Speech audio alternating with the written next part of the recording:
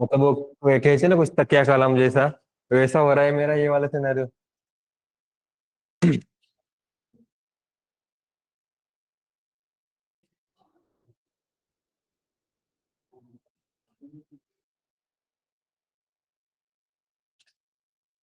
Yes everyone, online students, good morning.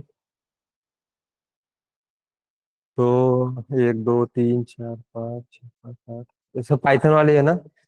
जावा वाला कोई नहीं है ना यहाँ पे? तो जावा वहाँ पे है, ठीक है, मतलब FC 17 में तो आपके सब लोग पाइथन वाले होंगे। ओके। सो यस, कल अटेंडेंस रह गई थी ऑनलाइन वालों की। So online students chat box में attendance form and WhatsApp group की लिंक भी शेयर कर दी है जहां तुम लोगों को अपडेट्स मिलेंगे। सो वो व्हाट्सएप ग्रुप भी मतलब कम्युनिटी है, वहां पे ज्वाइन कर देना कम्युनिटी पे। ठीक है। ओके। सो आज फर्स्ट सेशन है, ऐसा कौन कौन है?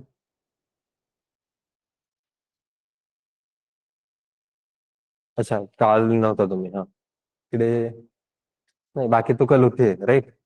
कल सब लोग थे। ठीक है। नहीं, कुछ कुछ गायब है ना कुछ लोग। कल जो आए थे वो उसमें से भी एक दो गायब है आज। इसमें मतलब ये तो स्टार्टिंग में ही हो रहा है। ओके।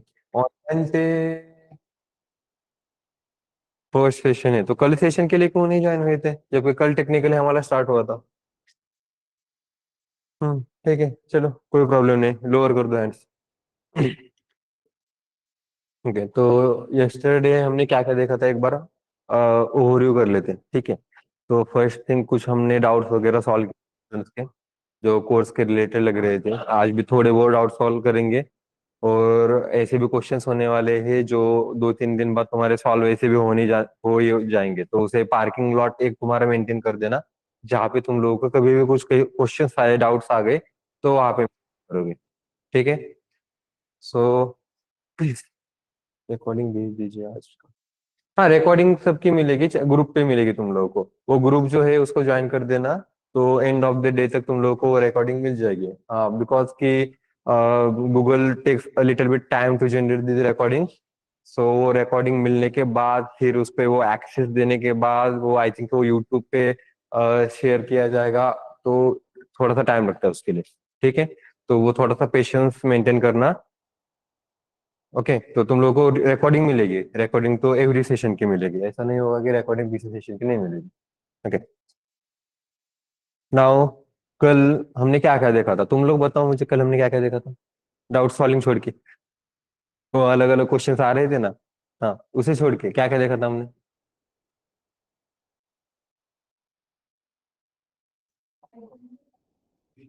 फीचर्स ऑफ पाइथन देखे नहीं थे, मैंने ओवरव्यू दिया था बस, क्योंकि उस पर रिसर्च करने के लिए तुम लोगों को कहा था। ठीक है, फिर उसमें मैंने बताया था कि आज मैं बताऊंगा कि उसका वहां क्या है, क्यों रिसर्च करना है। ठीक है। एंड और क्या बताया था? कंप्यूटर का यूज क्यों करना है, बेसिकली हमें कंप्यूटर यूज।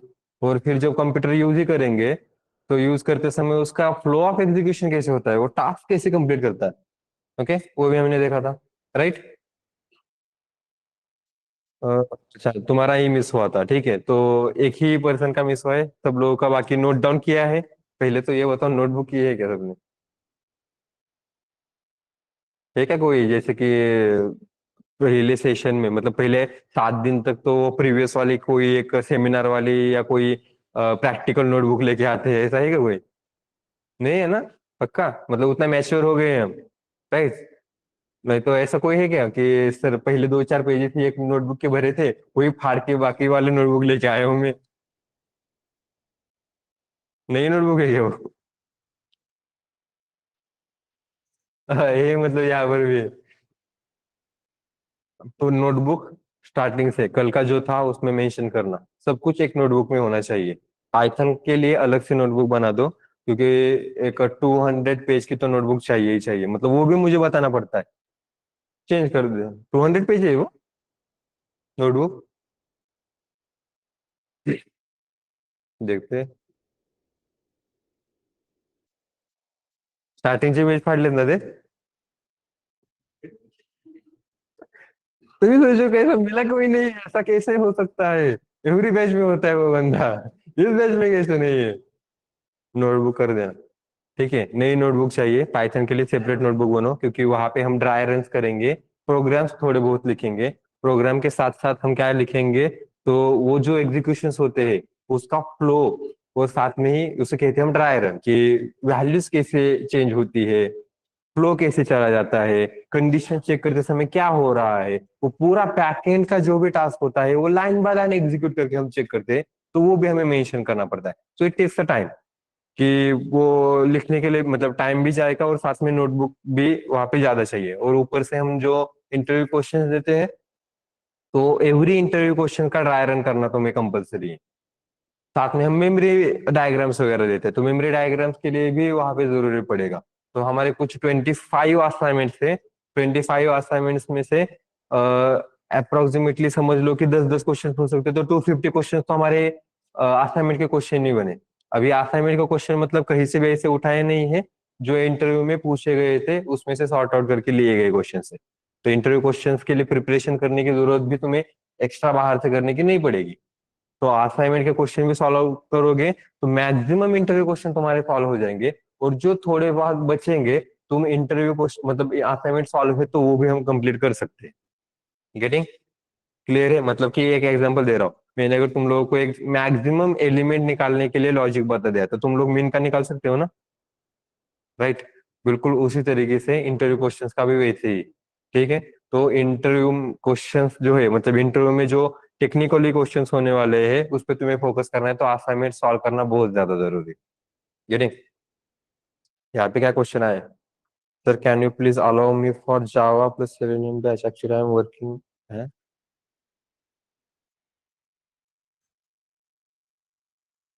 एक मिनट। जावा बैच के लिए दूसरी लिंक है, दूसरी लिंक पे ज्वाइन कर देना। ये वाली लिंक नहीं है जावा के लिए, ये पाइथन वाले है। जावा के लिए दूसरी लिंक है, पता नहीं कौन सी लिंक है। एक बार तुम अपने सीआरएम टीम से एक बार कनेक्ट कर लो, और वहां से तुम लोगों को जावा की लिंक मिल जाएगी। ठीक है? हाँ ठीक है, यहाँ पे पाइथन वाले है ना? पक्का? हाँ। तो और स्टार्टिंग करने से पहले डाउट है क्या कुछ? किसी को डाउट नहीं है कोर्स के रिलेटेड? कल का जर्नी देखा है हमने, बिल्कुल उसी तरीके से फ्लो मेंटेन कर देना, कि पहले मंथ में क्या क्या देखना है हमें, सेकेंड मंथ में क्या देखना है। तो वो ऑलरेडी हमारा टारगेट अगर फिक्स होगा तो एलएमएस पे फिर प्रॉब्लम नहीं होगा। ओके, इसका मतलब हमारा पैरेलली मल्टीपल मॉड्यूल्स चल सकते हैं। जैसे कि पाइथन के साथ साथ तुम स्टार्टिंग में माइस्क्ल वगैरह करोगे तो हो जाएगा। सॉफ्ट स्किल्स वगैरह भी होती ही है, तो एलएमएस के रिलेटेड भी होता ही है। तो एलएमएस पे ही थोड़ा सा ये हो जाता है कि एलएमएस जो है, जो मॉडल्स एलएमएस पे अवेलेबल है, तो लाइव में लेते हैं तो वो तो स्टूडेंट करते हैं, एलएमएस वाले कुछ स्टूडेंट्स नहीं करते। तो तुम लोगों को मैंने वो मॉडल भी दिखाया था। जिन लोगों का मिस हुआ था कल का सेशन, तो वो कल के रिकॉर्डिंग गो थ्रू करना। उसमें से एंड वाले पार्ट में मैंने बताया है तुम लोगों को कि एंड कितने कौन सा, आई थिंक लास्ट 15-20 मिनट्स में मैंने बताया था, तो वो भी एक बार गो थ्रू करना, वो नोट डाउन करके रख देना, क्योंकि दैट इज द जर्नी जो तुम लोगों को करनी है। गेटिंग? क्योंकि कोर्स ऐसे डिजाइन किया है कि हमारा 2 से 3 साल में जो हम कॉलेज में पढ़ाए थे, तो वो सब कुछ यहाँ पे इम्प्लीमेंटेशन करेंगे। हम कोर्स में इम्प्लीमेंट कर रहे हैं जो 6 महीने में कंप्लीट करना है। तो फॉर दैट टाइम मैनेजमेंट बहुत ज्यादा इंपॉर्टेंट है। टाइम मैनेजमेंट चाहिए, और कल एक बात बताई थी वो भी क्या थी कि सेल्फ कंट्रोल सबसे ज्यादा होना चाहिए उसके लिए। ऐसा होता है कि जोश जोश में हम ज्वाइन तो कर देते हैं कोर्स, पहले 10 दिन तक लगातार कर रहे हैं, जिम के हाँ, नए साल के नए क्या कहते हैं संकल्प वगैरह होता है ना, बिल्कुल उसी तरीके से वो नया संकल्प 4 दिन तक ही चलता है। उसके बाद जैसे सैटरडे संडे में तुम सो जाओगे, सैटरडे में नहीं करोगे या संडे में नहीं करोगे, गया मंडे के जाना ही नहीं है। ओके, तो थोड़ा सा सेल्फ कंट्रोल भी करना पड़ेगा। ओके, कॉलेज के रिलेटेड भी बताया था मैंने पहले, ओवरव्यू बता रहा हूँ मैं तुम लोगों को, नया कुछ नहीं पढ़ा रहा हूँ अभी। तो ओवरव्यू में फिर कॉलेज के रिलेटेड जिन लोगों का कॉलेज चल रहा है उन लोगों को तो ये बहुत ज्यादा इंपॉर्टेंट है, टाइम मैनेजमेंट।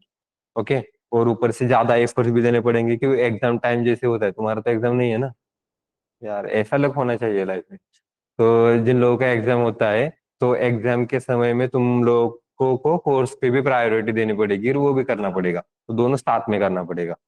गेटिंग? तो उतना अगर हो सकता है तो बढ़िया ही है, और होता है। ठीक है। अब कुछ डाउट नहीं है फिर? कंटिन्यू करते फिर अपने टेक्निकल पॉइंट्स पे। पक्का? ठीक है। एडवांस हमारे पास पावर भी है ना।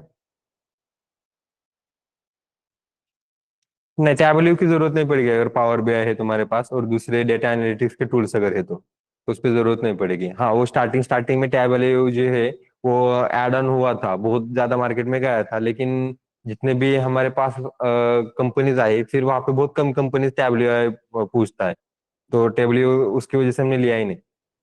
गेटिंग? उसमें टाइम वेस्ट करके ज्यादा लेंदी कोर्स नहीं करना है फिर तो टेबल तुम भी कर सकते हो 15 दिन का एक, अगर बाहर से भी देखोगे मतलब जितना हम पढ़ा रहे, एक आध दूसरा थोड़ा सा सर्च भी बाहर से करोगे तो वो भी हो जाएगा। तुम लोग को एक्स्ट्रा अगर करना है जैसे कि अब AWS वगैरह करना है, तो AWS के लिए तुम यूट्यूब वगैरह भी गो थ्रू करोगे तो भी हो जाएगा। और डिटेल में अगर कुछ और कौन से सिनेरियो हम इम्प्लीमेंट नहीं कर रहे, तो जैसे कि AI वाला पार्ट तो हम ही ले ही रहे हैं, राइट? एआई वाले पार्ट में भी, एआई में भी डिफरेंट डिफरेंट ब्रांचेस होते हैं, जैसे कि एजेंटिक एआई, जनरेटिव एआई। तो जो एजेंटिक एआई वाला पार्ट है वो तुम लोगों को करना, तो ऑब्वियसली उसमें थोड़े से कॉन्सेप्ट ज्यादा होंगे, तो दो तीन कॉन्सेप्ट तुम बाहर से भी करोगे, यूट्यूब से वगैरह गो थ्रू करोगे, तो तुम्हें किसी कोर्स को लगाने की जरूरत नहीं पड़ेगी, लेकिन ये भी होगा तो इनफ हो जाएगा।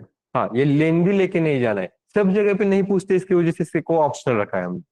हाँ, अगर कंपलसरी सब जगह पे भी पूछते तो ऑब्वियसली इसको भी हमने ऐड ऑन कर दिया होता, लेकिन पूछते ही नहीं सब जगह पे। तुम लोगों को गिने चुने ही कंपनीज मिलेंगी जहाँ पे टेबल यू वगैरह देता है, चेक किया होगा, सब जगह पे है क्या? नहीं है, तो लेके फायदा नहीं है। हाँ, वो पावर बीआई के लिए अलग से पावर बीआई डेवलपर है, द रीजन पावर बीआई हमने ऐड ऑन कर दिया है।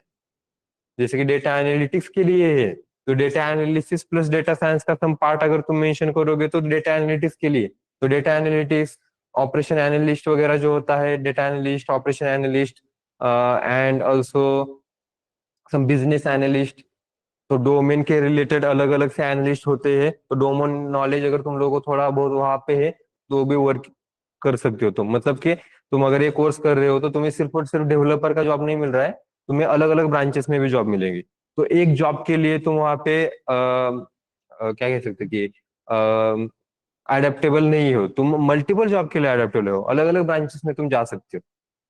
एआई में जा सकते हो, वेब डेवलपमेंट में जा सकते हो, साइबर सिक्योरिटी वगैरह में जा सकते हो, उतना अगर थोड़ा बहुत तुम लोगों को बेसिक नॉलेज है तो। ठीक है, नेटवर्किंग कोर्स वगैरह रिलेटेड नॉलेज है नेटवर्किंग का, तो cyber security is also the good option, वहां पे भी बढ़िया तरीके से हैकिंग वगैरह रिलेटेड। ठीक है। हाँ, अच्छा, यहाँ पे आ गए क्वेश्चन। सर आपने फ्रंट एंड जैसा HTML से जावास्क्रिप्ट कोड में कौन से मंथ्स में होगा, बताया नहीं? बताया था ना। वेब डेवलपमेंट बताया था ना मैंने कब हुआ, कौन से मंथ में होगा ऐसा बताया था कि नहीं?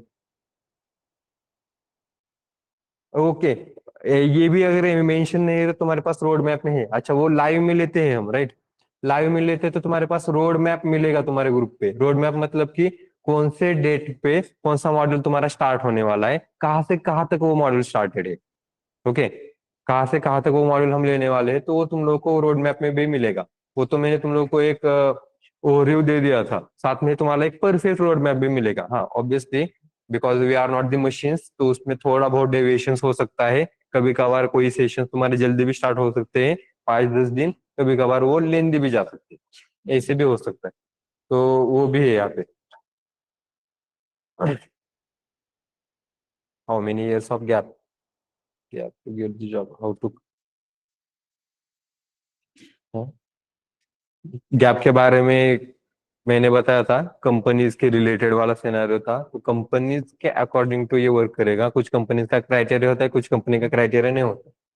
और राजेश थोड़ा सा वेट कर लो, क्योंकि स्टूडेंट्स के पहले ये अगर डाउट में सॉल्व नहीं करूंगा तो पाइथन सेशन लेके क्या ही फायदा। गेटिंग? क्योंकि this is not only about the Python session, मुझे पाइथन खत्म करके नहीं छोड़ना है, मुझे राइट ट्रैक पर लाना है स्टूडेंट्स को। तो राइट ट्रैक पर लाना है तो 6 महीने तक वाला ये जो है उनको ये कंसिस्टेंसी पहले ही समझ में आनी चाहिए, मेंटेलिटी पहले ही बिल्ड अप होनी चाहिए कि क्या क्या होने वाला है। तो पाइथन सेशन में भी कल जैसे हमने स्टार्ट किया था, तो अभी डाउट नहीं है ना किसी के? हाँ, यस, ऑब्वियसली विदाउट, मतलब कि ये ऐसे पूछ रहे हो सर डेवलपिंग करना है और प्रोग्रामिंग लैंग्वेज जरूरी है क्या? रियल यूज के लिए जो हमें एआई के लिए जितना पार्ट लगता है उतना है सब कुछ इसमें। ओके, जितना जरूरी है। खामखा वो इंटीग्रेशन इंटीग्रेशन तो वो ऐसा कुछ नहीं लेंगे, मतलब कि एक्स्ट्रा पार्ट नहीं लेंगे जिससे कुछ जरूरी नहीं पड़ता। जैसे कि बचपन में हमें सिखाया था थीटा, पता नहीं जिंदगी में कहाँ पे उसका यूज हुआ। गेटिंग? तो इस कोर्स में ऐसा है फालतू वगैरह चीजें हम नहीं देंगे, जो जरूरी है वो सब हम मेंशन कर रहे हैं। गेटिंग? वर्कलोड बहुत रहता है क्या?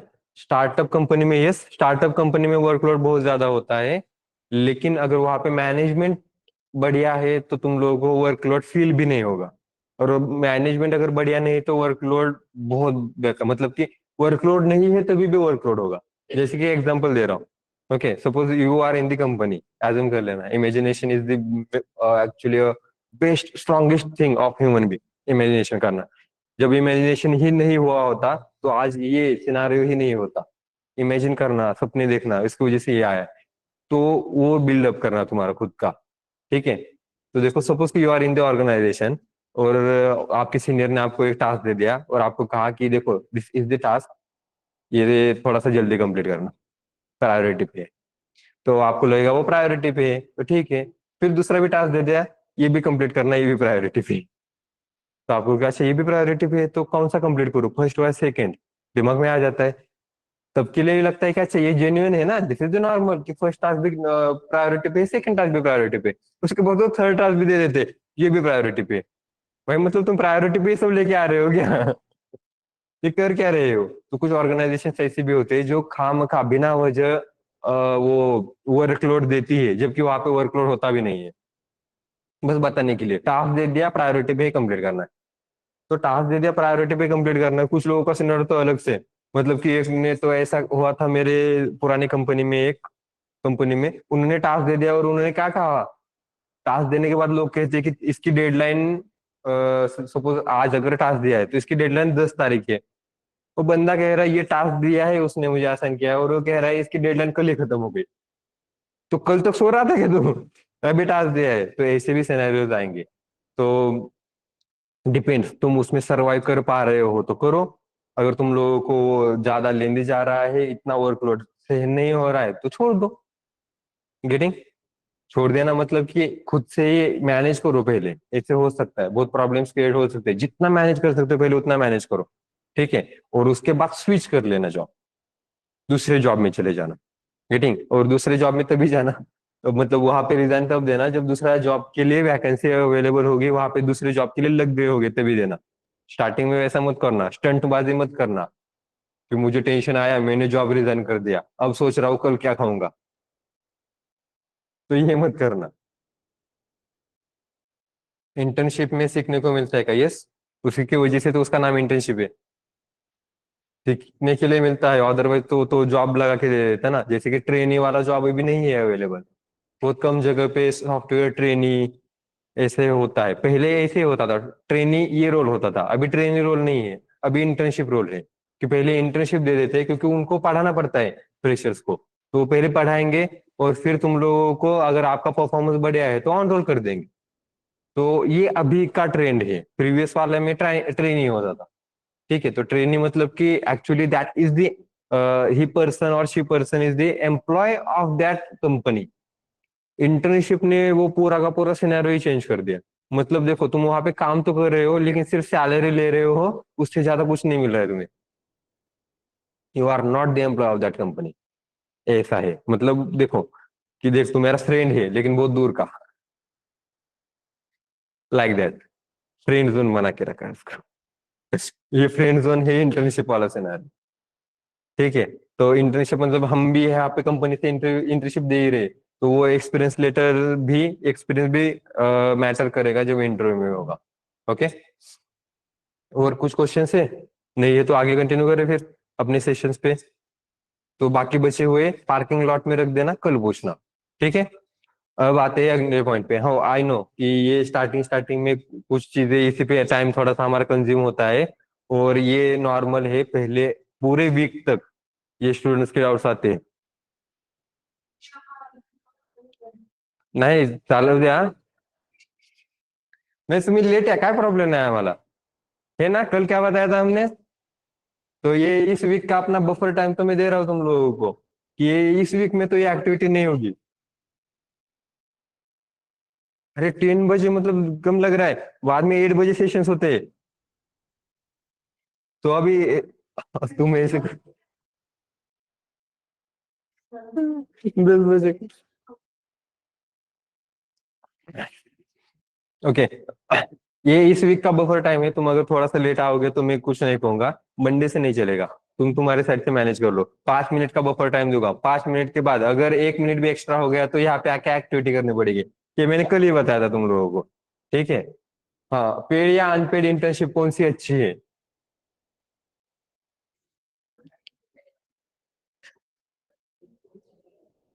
क्या लगता है तुम लोगों को, पेड अच्छी है या अनपेड अच्छी है? क्वेश्चन ही गलत है. क्वेश्चन ही गलत है ये. पेड या अनपेड का लेना देना ही नहीं है. तुम्हें सीखने को कितना मिल रहा है वो लेना देना है वहां पे. इंटर्नशिप मतलब तुम कितना एक्सपीरियंस गेन करोगे, वहां पे कितना सीखोगे. तो जबकि पेड और अनपेड का यहाँ पे लेना देना है, क्वेश्चन ही गलत है ये. गेटिंग. ये अनपेड कह रहा है. कोई कोई भी नहीं है, देखा जाए तो अनपेड और पेड का इसमें कोई लेना देना नहीं है. कितना सीख रहे हो तुम इंटर्नशिप के अंदर, वो मैटर करेगा. ओके.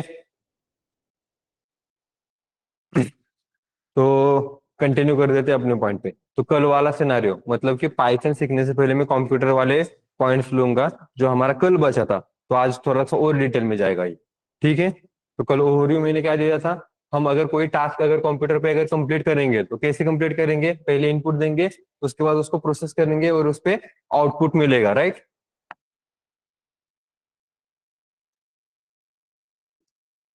इनपुट, देन प्रोसेस होगा,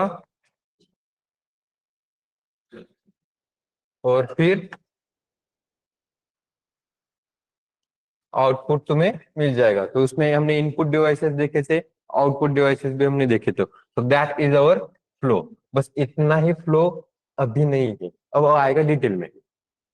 गेटिंग. तो इनपुट के लिए इनपुट डिवाइसेस हमने देख लिए. कौन से होते हैं, कीबोर्ड, माउस, और scanner, joystick, cameras, right. Processing में मैं सिर्फ माइक्रो प्रोसेसर ले रहा हूँ, पूरा का पूरा सीपीयू वाला पार्ट नहीं ले रहा हूँ, जैसे कि मदरबोर्ड है वो मैं मेंशन नहीं कर रहा हूँ. आउटपुट. आउटपुट के लिए आउटपुट डिवाइसेस कौन से हैं, मॉनिटर, प्रिंटर, प्रोजेक्टर, राइट. तो ये हम आउटपुट डिवाइसेस में मेंशन कर सकते हैं. तो these are the output devices. अब आते हैं कि सेम सिनेरियो जो मैंने बताया कि एक टास्क ऐसे कंप्लीट कर सकते हैं जहां पे इनपुट देंगे, वहां पे प्रोसेसिंग करेंगे, आउटपुट मिलेगा. अब ये एक एक सा भी टास्क है कि आजकल हम जो यूज करें, स्टार्टिंग में ये बस लॉजिकल ऑपरेशन परफॉर्म करने के लिए कंप्यूटर यूज होता था. आजकल कंप्यूटर यूज किया जाता है डेटा स्टोर करने के लिए मोस्टली. बहुत ज्यादा डेटा स्टोर होगा. तो डेटा स्टोर होगा इसका मतलब परमानेंटली डेटा कहाँ पर स्टोर होगा, डेटा कहाँ पर स्टोर होता है कंप्यूटर में, मेमोरी में. कौन से मेमोरी में, सेकेंडरी मेमोरी में. सेकेंडरी मेमोरी को कौन से टाइप्स होते हैं हमारे पास, टाइप्स की जगह पे मुझे बताओ तो उसको क्या कहते हैं सेकेंडरी मेमोरी को. और और ओके, हमारे पास डिवाइस कौन सा है सेकेंडरी मेमोरी के लिए? हाँ, कौन सा? हार्ड डिस्क कहते हैं ना. हार्ड डिस्क है ना हमारे पास. मतलब वो कंपोनेंट कौन सा है, हार्ड डिस्क, जिसके अंदर हम क्या कर सकते हैं, स्टोर कर सकते हैं. तो अभी जो पहले वाले सिनेरियो मैंने यहाँ पे इस प्रोसेस के अंदर मैंने बता दिया कि पहले कैसे होता था. इनपुट देंगे, प्रोसेस होगा, और फिर आउटपुट हमें मिल जाएगा. ओके. अभी खुद उसमें इम्प्लीमेंटेशन ये टेक्नोलॉजी अपग्रेड होना चालू कर दिया. अपग्रेडेशन के साथ साथ फिर डेटा स्टोर बेस में होना चालू कर दिया. जैसे डेटा स्टोर होना चालू कर दिया, then we have hard disc.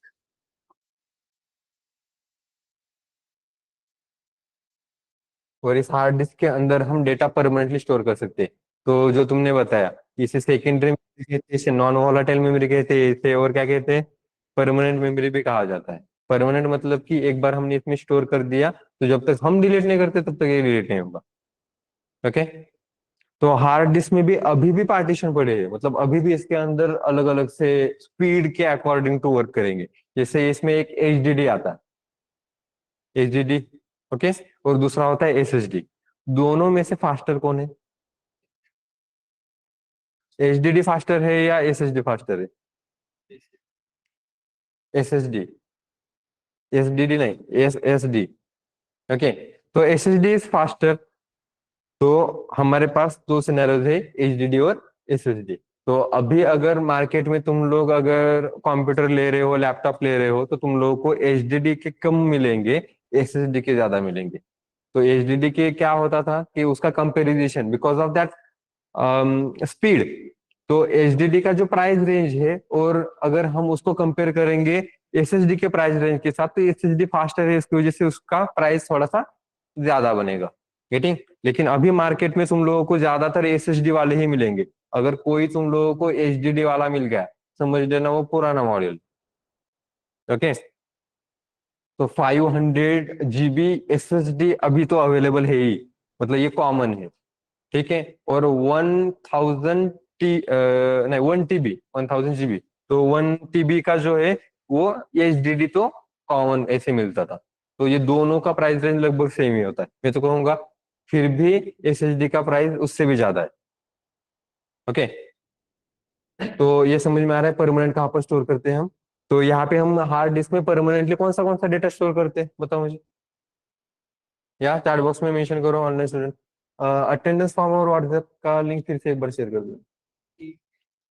अभी करो फिर से एक बार। हम्म। क्या क्या डेटा स्टोर करते हो तुम लोग? फाइल्स। Okay good. और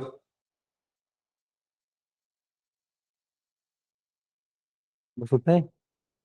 डॉक्यूमेंट्स रिलेटेड सीवी की फाइल जो है मेन, जिसके वजह से तुम्हें इंटरव्यू के लिए पहले देना पड़ेगा फाइल, सीवी फाइल ना।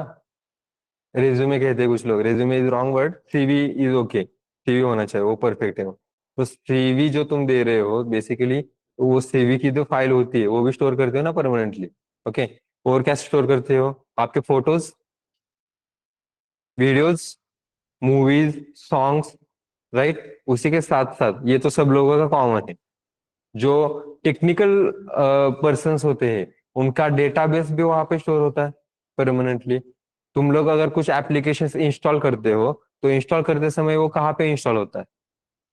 परमानेंटली उसके फाइल्स जो होते हैं वो हार्ड डिस्क के अंदर ही स्टोर होते हैं, जो भी तुम इंस्टॉल कर रहे हो। गेटिंग? क्योंकि हमने विंडोज इंस्टॉल कर दी, विंडोज इंस्टॉल करने के बाद सी ड्राइव पे जो हमने इम्प्लीमेंटेशन इंस्टॉलेशन किया था, वो इंस्टॉलेशन के लिए सी ड्राइव में एक फोल्डर बनाया गया, दिखता है ना, राइट। तो इसका मतलब कि तुम्हारा विंडोज इंस्टॉल कहाँ पर है परमानेंटली? हार्ड डिस्क के अंदर। तो यहाँ पे हार्ड डिस्क के अंदर ही तुम्हारे वो फाइल्स होने वाले हैं, इमेजेस, फोटोज, वीडियोज, देन हमारे इंस्टॉलेशन किए हुए एप्लीकेशंस, सभी के सभी हार्ड डिस्क पे अवेलेबल होने वाले। गेटिंग? ये क्लियर है? तो हमारी प्रोसेस सिंपल है कि अभी मुझे क्या करना है, ये नोट डाउन करके रख देना है। इसमें क्या क्या होता है? फाइल, ओके, फोटोज, फाइल, और उसको भी फाइल से कहा जाता है ना टेक्निकल वर्ड्स में। फोटोज को भी फाइल से कहा जाता है। देन वीडियोज को भी, ये भी एक फाइल ही है, तो फाइल ही कहा जाता है। ठीक है। Document, file, photos, videos, databases, वो भी यहाँ पे स्टोर है। ठीक है। इंस्टॉलेशन किए हुए application also we are going to store into the hard disk. Then our operating system also install into the hard disk. ठीक है। लिंक मोबाइल से करोगे तो लिंक ओपन नहीं होती है, मोबाइल के लिए ये गूगल फॉर्म सुटेबल नहीं है। ये गूगल फॉर्म तुम लोगों को लैपटॉप से ही ज्वाइन करना पड़ता है। और सेशन के लिए ज्वाइन कर रहे हो तो सेशन के लिए मोबाइल फोन से कभी ज्वाइन मत करना, लैपटॉप से ही ज्वाइन करना। ऑनलाइन स्टूडेंट तुम लोग भी अगर कभी ऑनलाइन पे ज्वाइन कर रहे हो तो लैपटॉप से ही ज्वाइन करना है सेशन, क्योंकि तुम लोगों के अगर कुछ डाउट्स होंगे तो मुझे स्क्रीन शेयर करके सॉल्व करने पड़ेंगे। तो मोबाइल से ज्वाइन होगे तो मुझे समझ में नहीं आएगा तुमने क्या लिखा है। ओके। तो it is a compulsory to join your session using the laptop. Okay. तो लैपटॉप से ज्वाइन हो जाएगा सेशन। वो लिंक जो है तुम्हारे, वो सभी लिंक लैपटॉप से ओपन हो जाएगी। हाँ। तो ये क्लियर है अभी कौन सा डेटा स्टोर करते हैं? अब एक सिनारियो दे देता तो तुम लोगों को, हमें अभी अपग्रेडेशन करने हैं हमारे सीवी में, तो हमारे पास एक वर्ड फाइल है। तो वर्ड फाइल में हमने ओपन कर दी, उसके अंदर हम क्या करेंगे, जो भी अपना क्या कह सकते हैं, वर्ड फाइल के अंदर हमारा सीवी के रिगार्डिंग जो भी डॉक्यूमेंट है वो हम मेंशन कर रहे हैं, ठीक है। तो वो अगर मैं चेंज करने की कोशिश करूंगा, तो उसका फ्लो थोड़ा सा इमेजिन करना, सोच लेना कि क्या क्या वर्क हो सकता है। कि प्रोसेसर के लिए भेजा जाएगा तो डेटा हार्ड डिस्क में है, तो हार्ड डिस्क में डेटा वो ओपन किया जाएगा, उसमें अपग्रेडेशन करने हैं। तो खुद से ही समझ लो, पहले खुद से डिसाइड कर लो कि प्रोसेस क्या होगी। ओके, तो मैं 2 मिनट में आ रहा हूँ। पहले सोच लो कि ये प्रोसेस क्या है, मैंने जो तुम्हारे सिनारियो दिया है, ठीक है।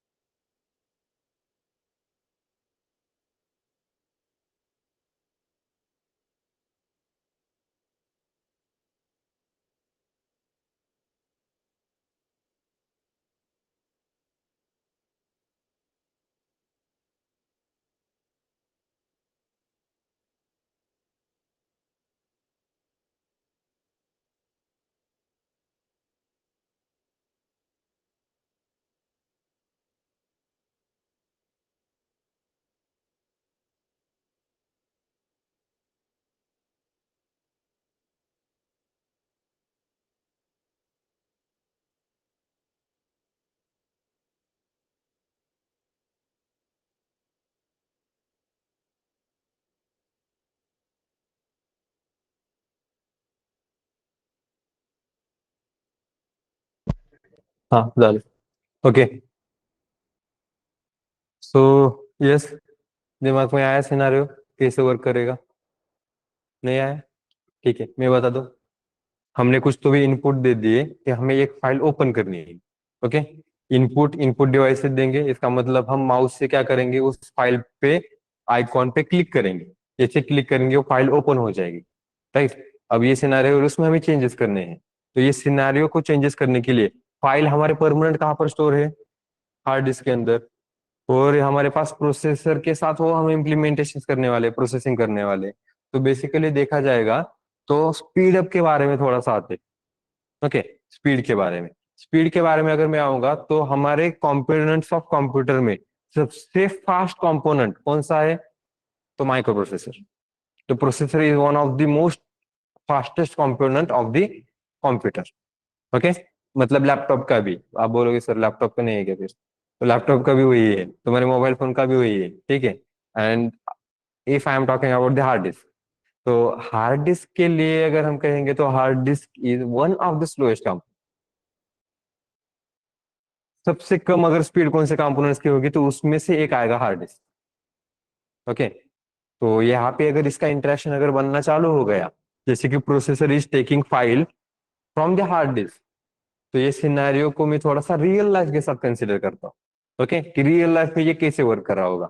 सोचो अगर ये पर्सन्स होते तो कैसे होता। समझ लो our processor one of the fastest है, इसका मतलब हम उसको कंसिडर करते हैं मैनेजर। मैनेजर ऑब्वियसली वो उसका एक्सपीरियंस होता है तो वो फास्ट काम करता है। और हमारा हार्ड डिस्क मतलब हम ये समझते हैं कि कोई फ्रेशर है, ओके, या इंटर्न। ठीक है, इंटर्न ले लेते हैं। तो अब मैनेजर एक टास्क दे रहा है, या ये बता रहा है कि मेरे जो फाइल्स है, ओके, तो ये उन इंटर्न को ये बता रहा है कि इसमें से एक फाइल मुझे रिटर्न करके दे दो, या मुझे दे दो। इसे थोड़ा सा आईटी के साथ अब मैनेज करते हैं, आईटी के साथ। कि आईटी में कैसे होगा, मैनेजर एक टास्क देगा इंटर्न को कि ये एक टास्क है जो मैनेजर एज्यूम कर रहा था कि 1 घंटे में कंप्लीट हो जाएगा। तो उसने टास्क ये इंटर्न को दे दिया। तो इंटर्न को दे दिया तो इंटर्न तो उतना फास्ट नहीं है, उतना एक्सपीरियंस बिल्कुल भी नहीं है। वो फाइल्स वगैरह ढूंढने के लिए टाइम लगेगा। तुम लोगों को कौन से फाइल्स में काम करना है वो चेक करने के लिए टाइम लगता है मोस्टली। पहले तो एरर ढूंढने के लिए टाइम लगता है। बहुत सारे लोग एरर्स अवॉइड करते हैं ना, कि सर एरर जितना ना आए उतना ही बढ़िया है। अगर ऐसे करोगे तो ऑर्गेनाइजेशन में सर्वाइव नहीं कर पाओगे। क्योंकि ऑर्गेनाइजेशन में तुम्हें ज्यादातर इन लोगों ने जो एक्सपीरियंस गेन किया है उन्होंने ये सीखा है कि सबसे पहले एरर सबसे फास्ट कैसे ढूंढ के निकाले। वो एक्सपीरियंस तुम लोगों को 1 या 2 साल में मिलेगा। कि एरर सबसे पहले कैसे ढूंढ के निकाला है। सॉल्व करने के लिए तो हम कैसे भी सॉल्व कर पाएंगे, हमारे पास गूगल है, चार जीपीटी है एंड ऑल। लेकिन अगर तुमने एरर से ढूंढ के नहीं निकाला तो वो सॉल्व ही नहीं होगा। तो मोस्टली सबसे फास्ट एरर कैसे ढूंढ के निकाले, अगर कोई भी कॉम्प्लेक्स एप्लीकेशन है उसमें से भी कैसे फास्ट ढूंढ के निकाल सकते हैं, ये एक्सपीरियंस गेन होता है। ओके, तो ये तो एरर ढूंढने के लिए ही टाइम लगेगा कि कौन से फाइल में ये एरर आ रहा है, क्या इशू है, कहाँ से डिटेक्ट हो रहा है, कहाँ से इन्वोक हो रहा है। तो ये तो ढूंढने के लिए, मतलब जहां पर मैनेजर समझ रहा था कि 1 घंटे में ये काम इंटर्न, मतलब मुझसे 1 घंटे में होगा, तो चलो 2 घंटे इंटर्न को दे देते हैं, इंटर्न ये काम 2 घंटे में करके देगा। तो इंटर्न वाज एज्यूमिंग कि मुझे तो 2 घंटे सिर्फ एरर ढूंढने के लिए लगे, तो 2 घंटे में काम कैसे करके दे दो। तो ये 2 घंटे की जगह 2 घंटे जो जाएंगे, 2 घंटे के बाद मैनेजर पूछेगा इंटर्न को, कि इंटर्न को पूछेगा भाई हो गया है नहीं हुआ। तो इंटर्न कहेगा सर नहीं अभी तक तो एरर मेरा है, अभी तो उसे सॉल्व करना बाकी है। तो फिर मैनेजर वापस चला जाएगा। मैनेजर सोचेगा इसका मतलब एरर मिला है, तो फिर 10 या 15 मिनट में काम हो जाएगा, या आधा घंटा ले लो बिकॉज ऑफ द इंटर्न। तो आधे घंटे के बाद फिर वापस आएगा। आधे घंटे में हो पाएगा क्या इंटर्न से, जिसको एरर ढूंढने के लिए 2 घंटे लगे, सॉल्व करने के लिए भी 2 या 3 घंटे लगेंगे इजीली। 2.5 घंटे के बाद फिर से वापस मैनेजर आएगा, पूछेगा हुआ सॉल्व। इंटर्न कहेगा सर नहीं, अभी तक तो एक फाइल मैंने चेंज की है, अभी तो और बाकी है। तो और उसके बाद फिर से मैनेजर जाएगा, फिर 3.5 घंटे बाद आएगा, फिर इसी तरीके से 4 घंटे बाद आएगा। तो हमारी प्रोसेस जो 1 घंटे में कंप्लीट होनी चाहिए थी, उसकी जगह पे कितना टाइम लगा, 4 या 4.5 घंटे लगे, इजीली लगे। ओके, बिकॉज कि वहां पे इंटर्न था जिसको ये प्रोसेस जो है वो थोड़ा सा स्पीड अप नहीं था। गेटिंग, एक थे तो ठीक है, अगर एक से ज्यादा अगर हमारे पास इंटर्न्स होंगे तो मैनेजर तो भाई डिप्रेशन में ही चला जाएगा। मैनेजर सोचेगा मैं क्या करता हूँ, जॉब छोड़ देता हूँ, तुम तुम्हारा ही संभाल लो। गेटिंग, सेम सिनेरियो यहाँ पर भी होगा। प्रोसेसर यहाँ पे कुछ तो भी एक प्रोसेस करने के लिए यहाँ से डेटा उठाने की कोशिश करेगा, फाइल ओपन करने की कोशिश करेगा। ये फाइल ओपन करने तक processor will be in to only in the waiting position, relax position में बैठा है, वो वेट कर रहा है, वही तू कर ले पहले, मैं तो बाद में कर दूंगा, तू पहले कर ले। दी रीजन जहां पे प्रोसेस फास्ट होनी चाहिए थी, तो वो प्रोसेस उसने लेंदी कर दी।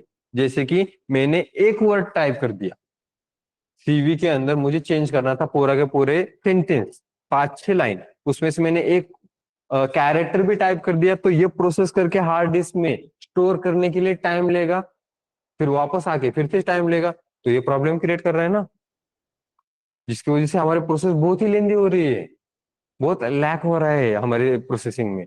तो ये प्रोसेस स्लो हो रही है, इसकी वजह से वहां पे कोई ना कोई तो भी होना चाहिए, मिडलवेयर, जो हमें ये प्रोसेस फास्ट करके दे देगा। जैसे कि हमारे ऑर्गेनाइजेशन का सेम एग्जांपल अगेन ले लेते हैं, जिसके अंदर मैनेजर है और उसके बाद हमारे पास इंटर्न है। तो मैनेजर, उसके पास उसकी प्रोसेस फास्ट है, स्पीड ज्यादा है इसको टास्क कंप्लीट करने के लिए।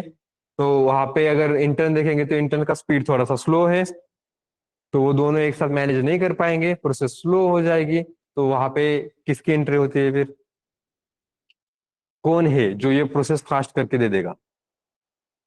हम्म, एक्सपीरियंस पर्सन, मतलब सीनियर हो सकता है, या उसको अभी एक रोल मिलता है, वो होता है टीम लीड का, टीम लीडर। तो टीम लीडर वहां पे अवेलेबल होता है कि इंटर्न डायरेक्टली टीम लीडर को कांटेक्ट करेगा और टीम लीड डायरेक्टली कांटेक्ट किसे करेगा, मैनेजर को। इसका मतलब अगर इंटर्न को कुछ डाउट भी आ गया, तो वो मैनेजर के साथ कांटेक्ट नहीं करेगा, वो टीम लीड के साथ कांटेक्ट करेगा, और जो भी इश्यूज आ रहे हैं, जो भी डाउट्स आ रहे हैं, उसी के साथ सॉल्व करके दे देगा। तो अब यहाँ पे क्या होगा, मैनेजर ये बोलेगा ये वाला टास्क है, ये हमें 2-4 टास्क है, ये हमें कंप्लीट करने हैं, तुम तुम्हारे साइड से डिस्ट्रीब्यूट करके मुझे कंप्लीट करके दे दो कल तक। There is the role of team lead. Team lead वो अपना इंटर्न में बांट देगा, और फिर वहां पे उनके डाउट बस सॉल्व करके ले लेगा। खुद का भी टास्क है तो खुद का टास्क कंप्लीट कर देगा, लेकिन स्टूडेंट्स, मतलब जो इंटर्न्स है, इंटर्न्स का टास्क भी कंप्लीट करके देगा, उनका भी डाउट सॉल्व करके देगा, जिसकी वजह से स्पीड फास्ट हो जाएगी। गेटिंग, तो यहाँ पे जिस तरीके से हमारे रियल लाइफ में वहां पे टीम लीड की एंट्री थी, यहाँ पे भी हमारे पास एक एंट्री होगी एक कंपोनेंट की, जो इस प्रोसेस को फास्ट करके देगा। और वो क्या होगा पता है, सीपीयू। सीपीयू तो ये प्रोसेसिंग में ही डाल दिया मैंने। So for that we have,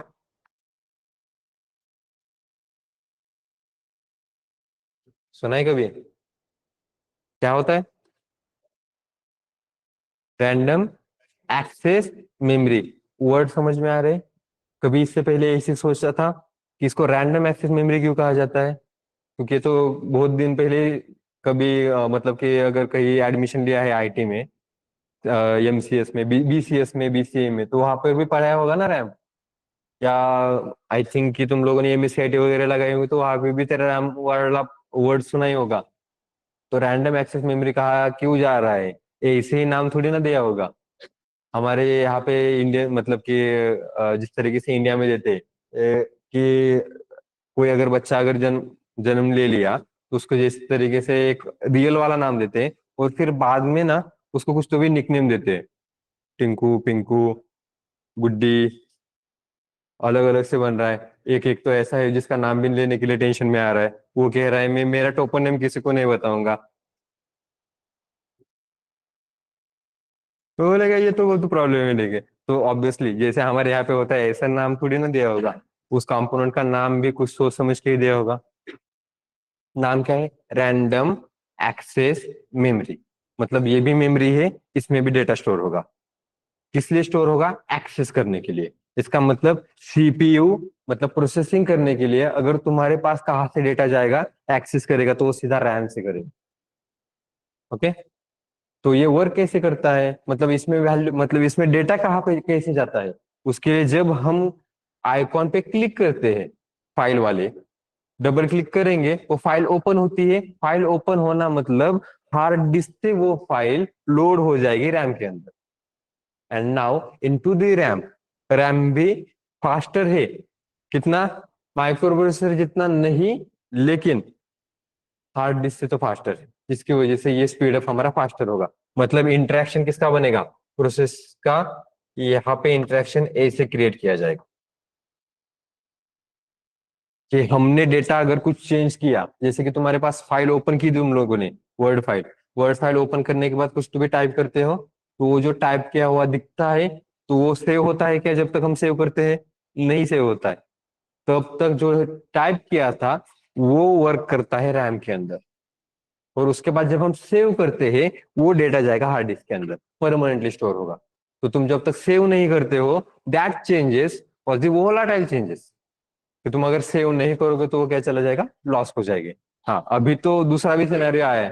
पुराने टाइम में ऐसे होता था। अभी नई सिस्टम कैसे आई, नया ऑपरेटिंग सिस्टम में क्या चेंजेस किए इन्होंने, कि तुम लोग अगर गलती से तुम्हारा सिस्टम अगर बंद भी पड़ गया, सेम फाइल कहीं पे जो तुमने स्टोर नहीं की है कहीं पे स्टोर होगी, वहां से तुम ले सकते हो। हाँ, लेकिन उसके लिए तुम लोगों को वो लोकेशन ढूंढना पड़ेगा।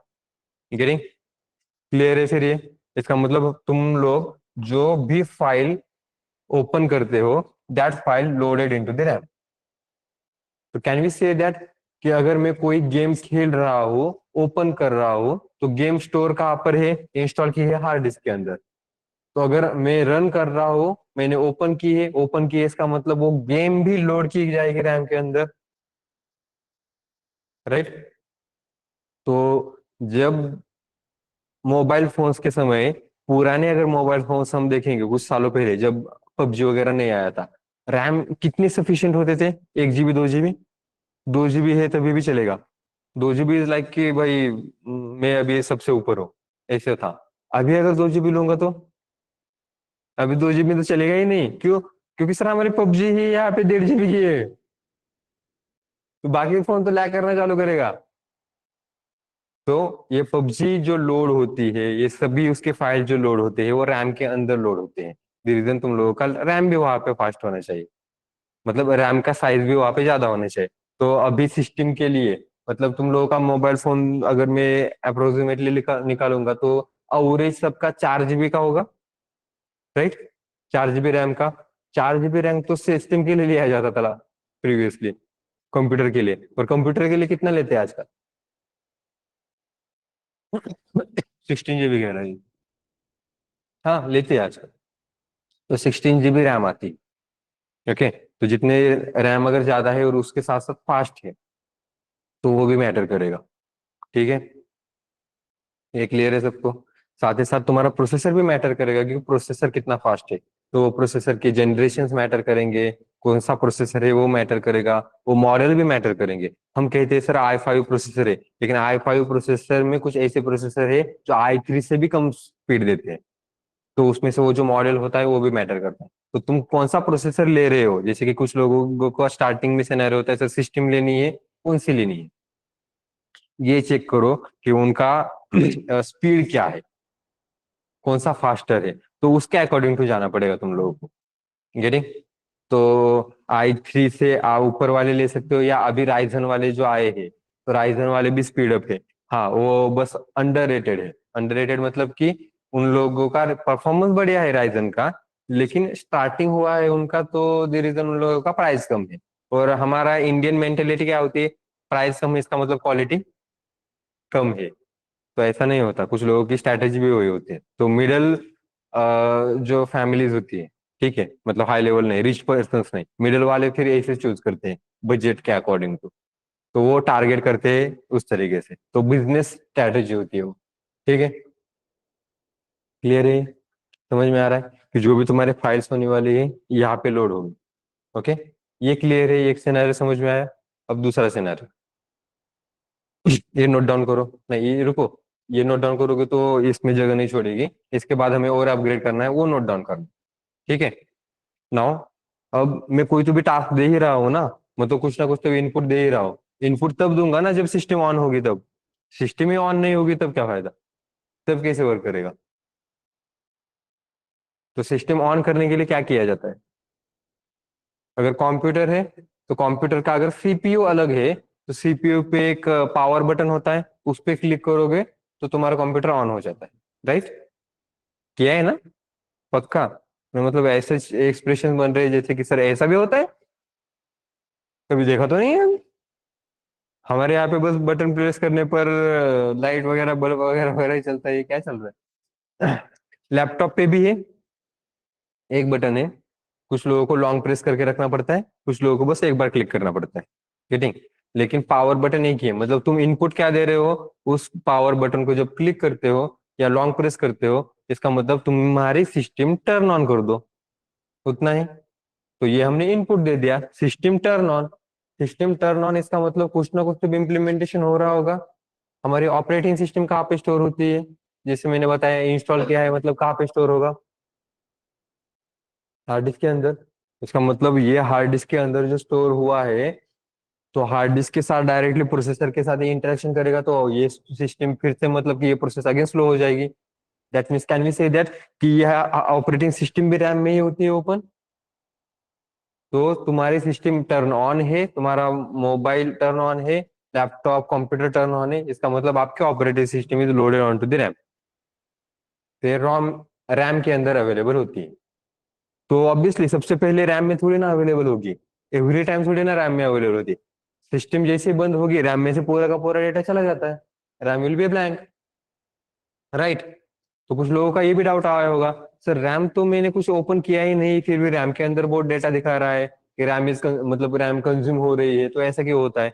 बेसिकली इसी वजह से होता है कि ऑपरेटिंग सिस्टम के रिलेटेड जितने भी फाइल्स होते हैं, वो सभी फाइल जो जरूरी होती है वो यहाँ पे रैम में ओपन होती है।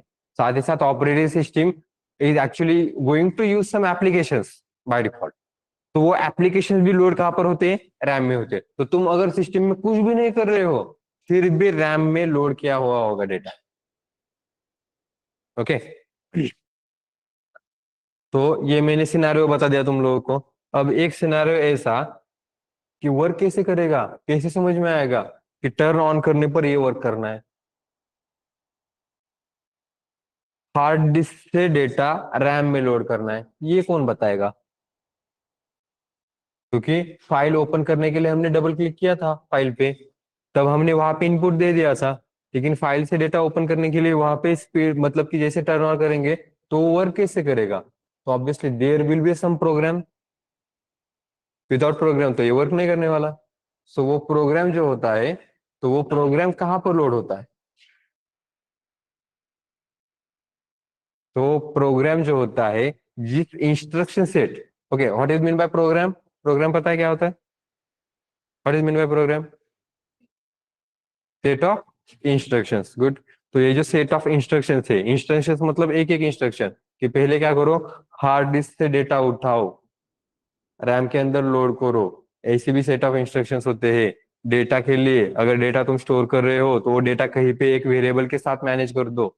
जिन लोगों को नॉन आईटी वाले बैकग्राउंड से हो, नहीं समझ में आ रहा है तो छोड़ दो। बस इतना कि इंस्ट्रक्शन सेट मतलब एक इंस्ट्रक्शन दिया जाएगा कंप्यूटर को, सीपीयू को वर्क करने के लिए कि ये पहले इंस्ट्रक्शन ये करो, फिर दूसरा इंस्ट्रक्शन करो, फिर तीसरा इंस्ट्रक्शन अप्लाई करो। इस तरीके से ये जो इंस्ट्रक्शन सेट्स होते हैं, ये भी प्रोग्राम स्टोर किया जाता है।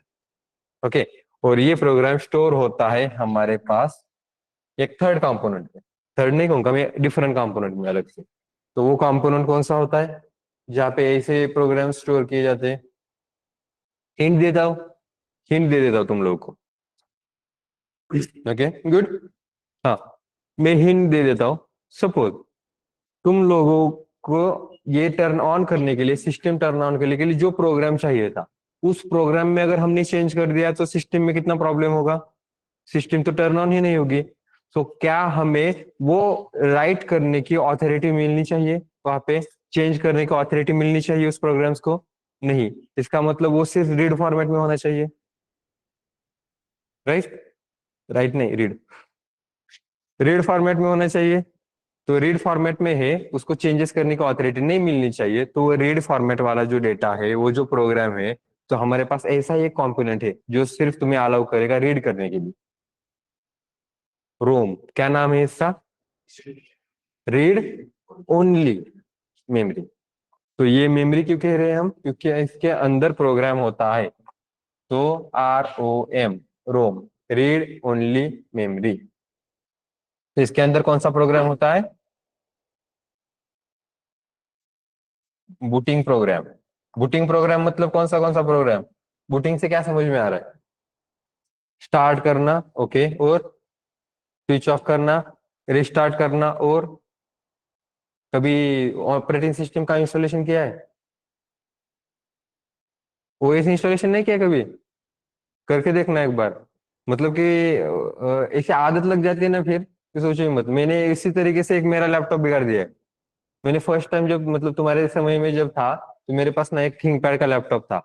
और पता नहीं कैसे कि हड़बड़ी में मेरा ऑपरेटिंग सिस्टम थोड़ा सा, मतलब वो ऑपरेटिंग सिस्टम वर्क ही करना चालू, मतलब बंद कर दिया। तो ऑपरेटिंग सिस्टम ने वर्क करना बंद किया तो ऑपरेटिंग सिस्टम इंस्टॉल करना पड़ेगा। वो पूरा डेटा चला गया। हाँ, कंपोनेंट को कुछ नहीं हुआ, लेकिन वो डेटा ही चला गया। तो मेरा सब कुछ डेटा चला गया। मतलब कि तब ब्रेकअप से भी ज्यादा जब बुरा लगता है वहां पे लगता है। क्यों पता है भाई? मतलब मैंने यार बहुत मूवीज वहां पे स्टोर करके रखी थी। लिटरली कब पता है? तब वो 4G वाला सिनेरियो भी नहीं था। तो 4G वाला सिनेरियो नहीं था तो हमने एक एक मूवी डाउनलोड की थी। कब? वो एक वोडाफोन का एक कार्ड आता था, 12 रुपए के लिए 500 MB। कुछ लोगों को पता होगा तो 12 रुपए को 500 MB, तो 500 MB में हम 300 MB को वो मूवी डाउनलोड करते थे और स्टोर करके रखते थे। Literally this is the struggle. तुम जो कर रहे हो कुछ भी नहीं है। एक रात में, मतलब कि शाम को कुछ 9-10 बजे डाउनलोड के लिए डाल दो, सुबह तक वो डाउनलोड होता था।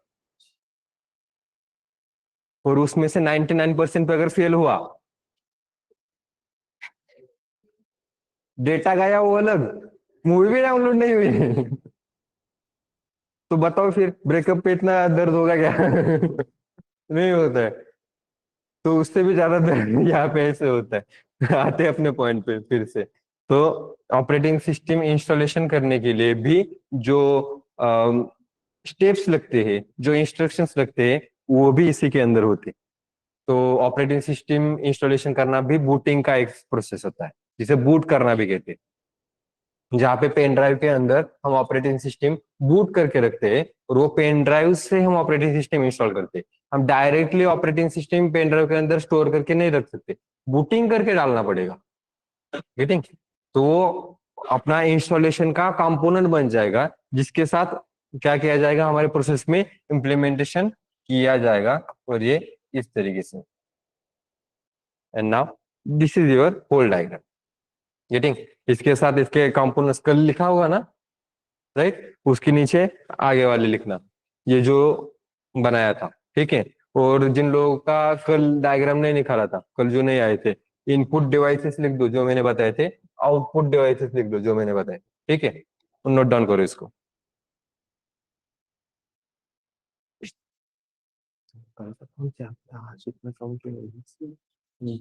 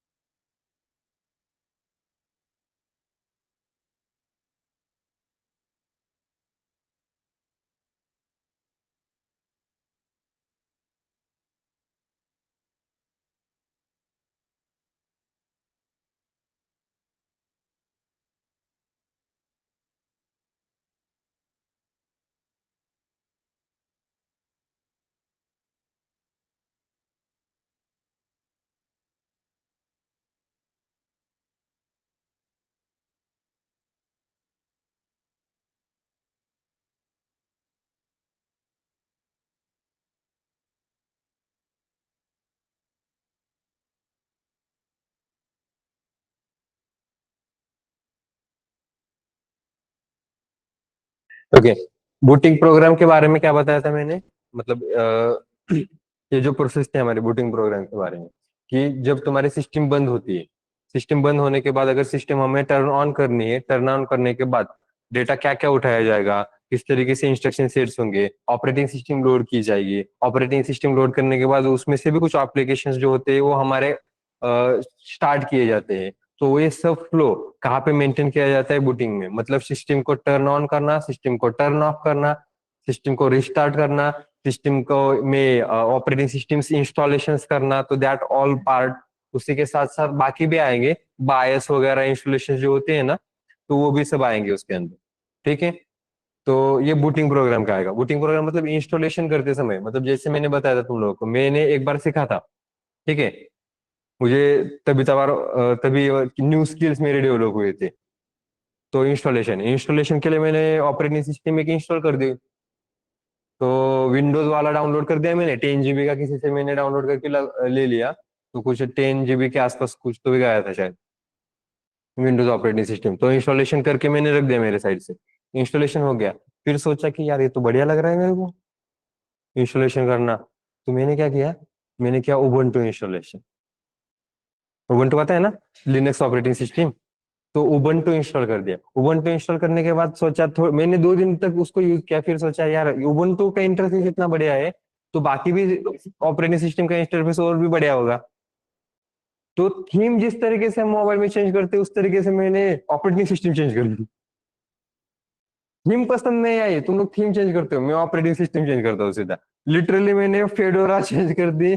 उबंटू के बाद एक और है, कौन सी है पता है क्या? उबंटू के बाद दूसरा यूनिक्स में ही है उबंटू। हाँ, तो एक और है जो उबुंटू के बाद आती है। नहीं, वो वाला नहीं। उस रास्ते जाना ही नहीं है अपने को। हमें पता है हमारा बजट क्या है। तो मैंने दूसरा इंस्टॉलेशन लिनक्स की ही थी एक, फेडोरा एक इंस्टॉलेशन कर दिया, तो वो एक इंस्टॉलेशन कर दिया। उसके बाद मैंने सोचा यार ये भी बढ़िया लग रहा है। तो तभी हैकिंग के रिलेटेड मुझे आया था वीडियो, यूट्यूब पे सजेशन दे रहा था। गंदे ने बहुत बुरा, मतलब कि उस समय वो सजेशन बहुत बुरा मिला था मुझे, काले लिनक्स के बारे में समझ में आया। तो अगर समझ में आ रहा है तो करके नहीं देखेंगे क्या? कर दिया वो भी डाउनलोड। काले लिनक्स इंस्टॉल करके रख दिया। तो काले लिनक्स भी बढ़िया लग रहा है, फिर सोचा अगर मेरा लैपटॉप किसी ने यूज किया तो मुझे बहुत ज्यादा प्रॉब्लम हो जाएगा, तो बंद कर दिया। तो काले लिनक्स पे फिर वो मैंने बंद कर दिया। तो विंडोज ऑपरेटिंग सिस्टम फिर से इंस्टॉलेशन कर दी, और वहां पे मैंने एक वर्चुअल बॉक्स पे फिर यूनिक्स ऑपरेटिंग सिस्टम इंस्टॉलेशन कर दी। मतलब कि अब तो ये बच्चों का खेल ही बन गया अपना इंस्टॉलेशन करना। तो ये क्लियर है, फिर सबको समझ में आ रहा है? किसी को डाउट है अब इसमें?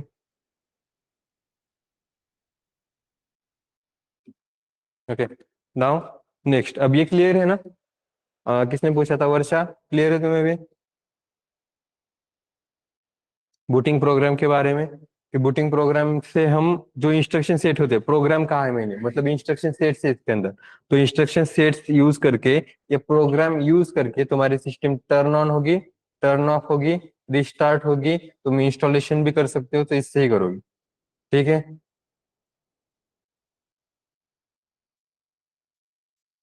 समझ में आ रहा है ना? Varsha, please mention into the chat box, क्या तुम्हारा क्लियर है या कुछ और रिपीट करना है?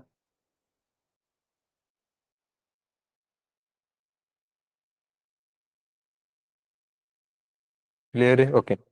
हाँ, तो this is all about the our scenario. ठीक है, नाउ नेक्स्ट। तो ये मैंने तुम्हारा आपको पूरा सिस्टम कैसे इम्प्लीमेंटेशन होता है, वर्क कैसे करता है, बैकएंड में कैसे वर्क होता है, पूरा डिटेल में नहीं बताया, लेकिन दी ओवरव्यू जो हमें इम्पोर्टेंट है कि as we are the part of that IT. Okay, तो आईटी सेक्टर का जो पार्ट है, तो उसमें इतना तो पता होना ही चाहिए। तो आई होप कि तुम लोगों को पहले पता था, नहीं था, लेकिन अभी पता है। ठीक है, तो ये क्लियर है तुम लोगों को। Now next. अब सिस्टम है, तो विदाउट यूजर ये वर्क नहीं करेगा, तो यूजर तो वहां होना चाहिए ना। तो अगर मैं एक सिस्टम के बारे में बोलूंगा, सिस्टम के बारे में मतलब कि कंप्यूटर के बारे में या लैपटॉप के बारे में। सो कंप्यूटर या लैपटॉप मतलब ये तो हार्डवेयर ही। तो हार्डवेयर अगर है, तो हमारे पास इसे इस तरीके से हमारा हार्डवेयर स्टोर होगा। ओके, तो हम हमारा इंटरेक्शन कैसे करते हैं? As a user, we are the actually user of the system. Okay, मतलब लैपटॉप हम यूज करते हैं, तो हम यूजर बने लैपटॉप के, तो हमको कंप्यूटर सिस्टम के। तो है तो वो हार्डवेयर, लेकिन इंटरेक्शन कैसे होता है? तो उस इंटरेक्शन पे हम देखते हैं कि हमने कुछ तो भी सॉफ्टवेयर इंस्टॉलेशन किया है। तो हार्डवेयर और सॉफ्टवेयर कैसे इंटरेक्ट करेंगे, तो इसका फ्लो भी देखते हैं थोड़ा सा। तो जिसके लिए तुम अगर हार्डवेयर और सॉफ्टवेयर एकदम से मर्जिंग करना सोचोगे कि ये एक दूसरे के साथ कनेक्ट करेगा, इंटरेक्ट करेगा, तो ऐसे नहीं होता है। हार्डवेयर और सॉफ्टवेयर एकदम से इंटरेक्ट नहीं करेगा। हमारे पास ऑपरेटिंग सिस्टम है वहां पे अवेलेबल। तो ऑपरेटिंग सिस्टम यहाँ पे क्या करेगा? बीच में मिडलवेयर का काम करेगा। और फिर यहाँ पे आएगा another layer, that is the software layer. तो पहले hardware, then operating system, then software. तो हम इंटरेक्शन मतलब हमें अगर कोई प्रोसेस अगर कंप्लीट करनी है, we are using the input devices, but input devices that just medium one part है। लेकिन हम जो काम करते हैं, हम जो इंटरेक्शन करते हैं, कभी भी डायरेक्टली हार्डवेयर के साथ नहीं करते। हमने क्लिक किया है बटन, क्योंकि उसके लिए दूसरा ऑप्शन नहीं है हमारे पास। हमने माउस को क्लिक किया है, उस दूसरा ऑप्शन नहीं है हमारे पास। लेकिन ये डायरेक्टली हार्डवेयर के साथ, सॉफ्टवेयर के साथ इंटरेक्शन ऐसे नहीं होता है। तो देर इज द यूजर, वो जो काम करता है। तो यूजर का इंटरेक्शन होता है directly on this outer layer. और वो आउटर लेयर कौन सी है? सॉफ्टवेयर। तो हम काम करते हैं सॉफ्टवेयर पे। We are not actually working on the operating system. तो ऑपरेटिंग सिस्टम पे भी काम नहीं कर रहे हैं हम। ऑपरेटिंग सिस्टम के लिए मैं तुमको सिनेरियो बता देता हूँ। आप कहोगे सर ऑपरेटिंग सिस्टम पे हम काम करते हैं ना। तो मैं कहूंगा ऑपरेटिंग सिस्टम पे हम काम नहीं करते, ऑपरेटिंग सिस्टम के लिए तुम सॉफ्टवेयर यूज करते हो। तुम अगर चूज कर रहे हो कि ऑपरेटिंग सिस्टम में जो भी फाइल्स वगैरह अवेलेबल है वो दे दो, तो ऑपरेटिंग सिस्टम के कुछ कमांड्स वगैरह यूज करते हो ना तुम। तो कमांड यूज तो कर रहे हो, लेकिन उसके लिए टर्मिनल यूज कर रहे हो, उसके लिए कमांड प्रॉम्प्ट यूज कर रहे हो, उसके लिए पावर शेल यूज कर रहे हो। तो PowerShell, command prompt, terminal क्या है? सॉफ्टवेयर। तो वो सॉफ्टवेयर यूज कर रहे हो, इसका मतलब तुम जो भी इंटरेक्शन कर रहे हो, सॉफ्टवेयर के साथ इंटरेक्शन कर रहे हो। तुम्हें ऑपरेटिंग सिस्टम ओपन करके वो ऊपर आइकॉन तो दिख रहा है, उस आइकॉन में ज्यादा से ज्यादा सर्च वगैरह कर सकते हो। Search also is the part of another program, that is also the software. Search करना। उसके बाद जब भी कोई भी टास्क ले लो, तुम कोई भी टास्क ले लो, everywhere you are actually using the software, direct operating system नहीं कर रहे हो। तो हमारा इंटरेक्शन कभी डायरेक्टली ऑपरेटिंग सिस्टम पे भी नहीं होता है, हार्डवेयर पे भी नहीं होता है। हार्डवेयर का मतलब कि कंप्यूटर में मतलब कि वो क्लिक करके बटन को क्लिक करना is not a hardware part. मतलब कि मैं ये कहूंगा कि मुझे क्या करना है, अभी डेटा हार्डवेयर से डेटा उठाकर लोड करना है इनटू दी सॉफ्टवेयर। तुम कैसे करोगे एज ए यूजर? नहीं कर पाओगे। ये काम कौन करेगा? खुद ऑपरेटिंग सिस्टम के साथ किया जाएगा। उसके लिए सॉफ्टवेयर पे हम कमांड देते हैं कि सॉफ्टवेयर जो है फाइल एक्सप्लोरर, फाइल मैनेजर, उस पे हम क्लिक करते हैं तो सॉफ्टवेयर के साथ इंटरेक्शन कर रहा है, और बाय डिफॉल्ट वो काम कौन कर रहा है? ऑपरेटिंग सिस्टम और हार्डवेयर के बीच में, मतलब कि हार्डवेयर और सॉफ्टवेयर के बीच में जो मिडलवेयर है ऑपरेटिंग सिस्टम, ये करके दे रहा। गेटिंग क्लियर है? ये समझ में आ रहा है? फिर इसका भी डायग्राम निकाल।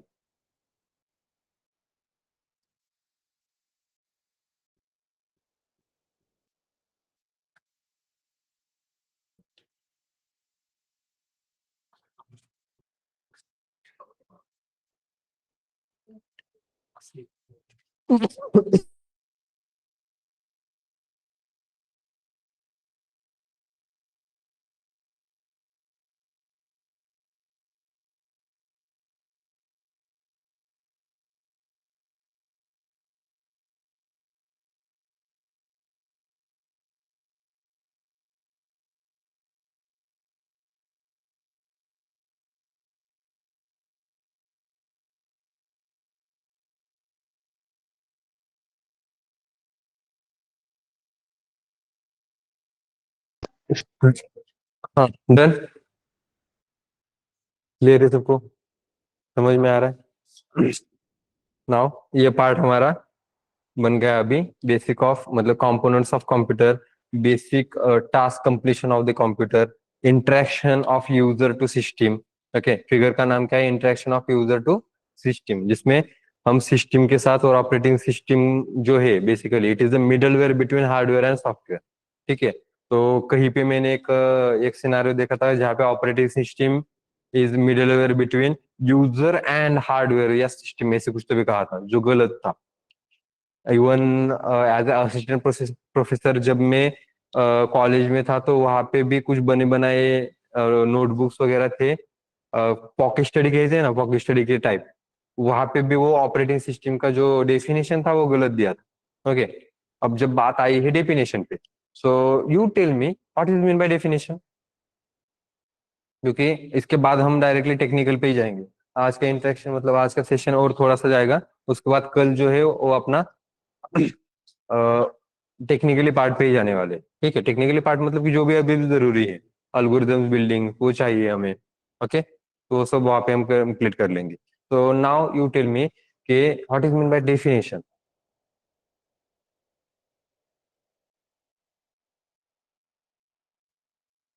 नहीं पता? डेफिनेशन तो अब तक सुनी होगी ना।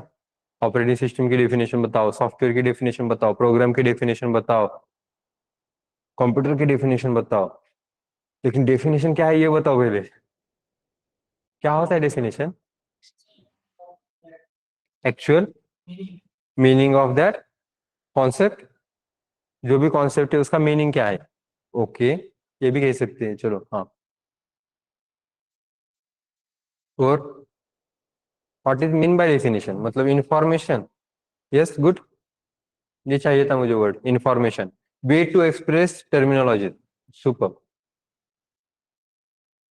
कुछ चीजें एक्सप्रेस करने के लिए, कुछ चीजों के इंफॉर्मेशन देने के लिए जो तुम टर्मिनोलॉजी यूज करते हो, जो तुम वर्ड यूज करते हो, that is the definition, right? यही है ना? तो कोई भी कॉन्सेप्ट ले लो, कोई भी टेक्निकली टर्म्स ले लो या कुछ भी ले लो, उसको तुम तुम्हारे साइड से भी तो एक्सप्रेस कर सकते हो। गेटिंग? तो उसके लिए डेफिनेशन तुम दूसरे के क्यों प्रेफर कर रहे हो? दूसरों की डेफिनेशन क्यों रिफर कर रहे हो जब तुम खुद की डेफिनेशन बना सकते हो? गेटिंग?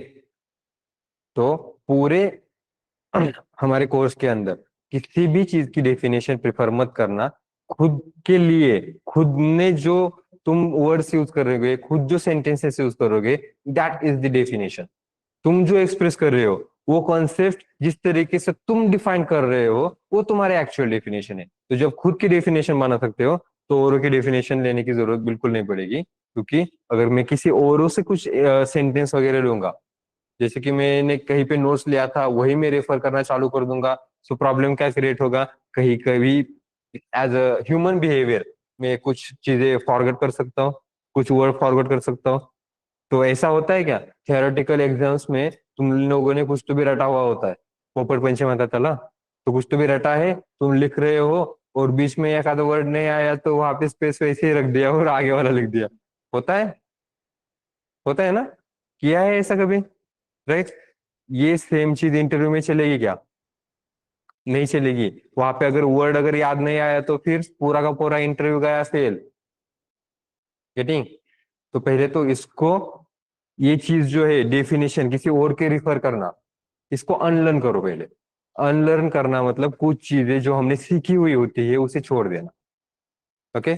सो ये हमें पहले सीखना पड़ेगा कि किसी ने और बनाया हुआ, किसी ने और जो बताया है, किसी ने और जो डेफिनेशन दी है, किसी ने जो सेंटेंसेस दिए हैं, उसे प्रेफर बिल्कुल नहीं करोगे, उसे रेफर बिल्कुल नहीं करोगे। तुम क्या करोगे, खुद ने जो समझा है वही इंटरव्यू में बताओगे।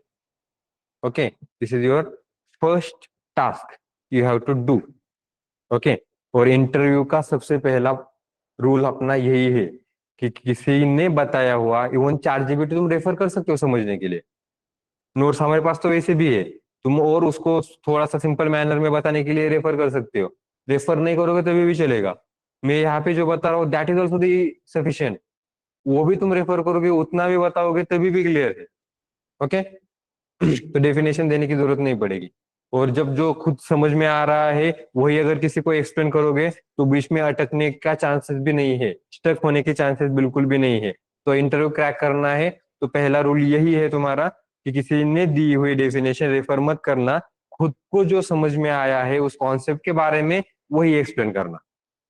गेटिंग क्लियर है सबको।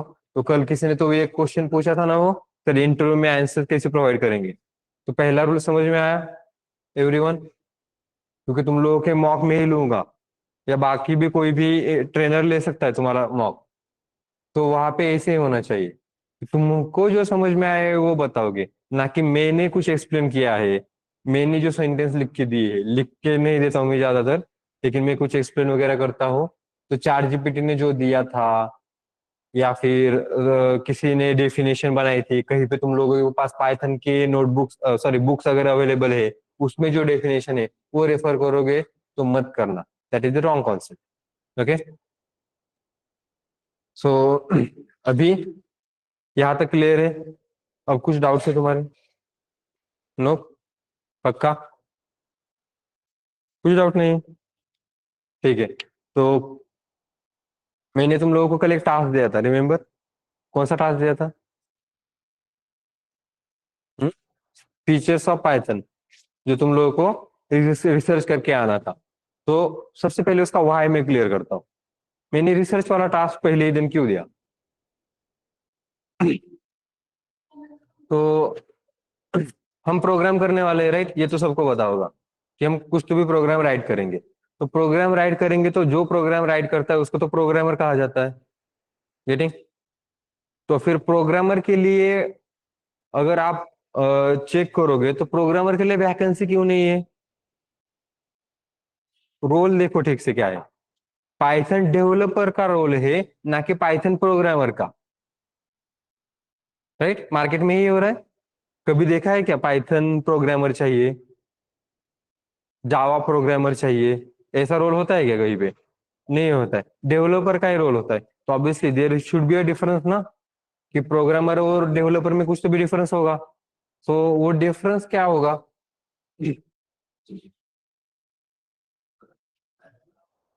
क्या डिफरेंस हो सकता है जो प्रोग्रामर और डेवलपर के अंदर है?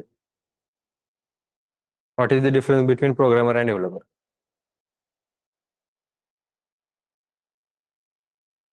तो प्रोग्रामर क्या करता है, सिर्फ और सिर्फ कोड राइट करने का काम करता है, उसको ये लेना देना नहीं होता है कि वो टेक्नोलॉजी जो इम्प्लीमेंटेशन कर रहे हैं वो कितना वर्क करेगा कितना वर्क नहीं करेगा। तो डेवलपर का क्या काम होता है, पूरा का पूरा सॉफ्टवेयर डेवलप करते समय ये भी चेक करना कि जो technologies we are going to implement in our software, in our application, तो वो कितने टाइम तक चलेगी। ऐसे नहीं होना चाहिए कि हम कुछ इम्प्लीमेंटेशन कर रहे हैं, नई टेक्नोलॉजी इम्प्लीमेंट कर रहे हैं, लेकिन वो सिर्फ और सिर्फ कुछ 6 महीने के लिए वर्क करने वाली है। तो 6 महीने के लिए वर्क करेंगे तो उस पर काम करेंगे क्या फिर? काम करने के लिए ही कुछ 10-15 दिन चले जाएंगे। तो 6 महीने के लिए जो इम्प्लीमेंटेशन होगी, 6 महीने के लिए जो सर्वाइव करेगी, ऐसी टेक्नोलॉजीज हम नहीं लेंगे। इसका मतलब सबसे पहले जो तुम इम्प्लीमेंटेशन कर रहे हो उसमें तुम्हें रिसर्च करना पड़ेगा कि तुम क्या कर रहे हो। और जो मैंने कल टास्क उसी के बारे में बताया था तुम लोगों को। गेटिंग? तो याद रखना, कभी भी तुम्हें इम्प्लीमेंटेशन करने हैं उससे पहले तुम्हें रिसर्च करना जरूरी है। ओके? तो उसमें से एक स्टेप मैंने तुमको दी। अब मैं थोड़ा सा बीच में से क्यों स्टार्ट कर रहा हूँ, पूरा का पूरा सॉफ्टवेयर डेवलपर का जो प्रोसेस होता है, उनका जो फ्लो होता है, वो फ्लो में तुम लोगों को सिर्फ ये पता है कि कोड करना, कोडिंग करना है तुम्हें पता है। द रीजन मैंने कोडिंग को ही पहले सहारा बना दिया, और उसके बाद पहले मैं अपवर्ड जाऊंगा, और जैसे तुम लोग सुटेबल हो गए डेवलपिंग के लिए, उसके बाद मैं फिर डाउनवर्ड चला जाऊंगा। कि पूरा जो प्रोसेस है स्टार्टिंग से लेके एंडिंग तक, कि हमें एज अ डेवलपर क्या क्या काम करने पड़ते हैं, वो सब धीरे धीरे बताऊंगा। गेटिंग? तो अभी मैंने फर्स्ट थिंग कोडिंग करना है तुम्हें, यस तुम लोगों को पता है कोडिंग करना है, कैसे करेंगे वो तो पूरे 6 महीने में ही सीखने वाले हैं। लेकिन उसके साथ साथ डेवलपर का जो रोल है, तो डेवलपर के रोल के लिए तुम लोगों को क्या जरूरी है, तो that is the one part of research. पहले रिसर्च करोगे, उसके बाद डेवलपिंग करोगे। गेटिंग? तो रिसर्च करने से पहले भी कुछ तो भी आएगा। ओके? तो वो भी मैं बाद में बताऊंगा। तो यहाँ तक क्लियर है? डेवलपिंग में प्लानिंग मैनेजिंग करता है, प्लानिंग और मैनेजिंग तो फ्लो होती है उसके कुछ। यहाँ तक क्लियर है? किसी को कुछ doubt, any questions, any confusion? No? All clear? इतना बड़े चल रहा है, कुछ डाउट ही नहीं आ रहा यार तुम लोगों को।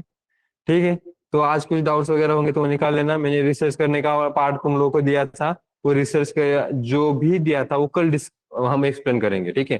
कल डिटेल में वो देखेंगे, स्टेप बाय स्टेप एवरीथिंग।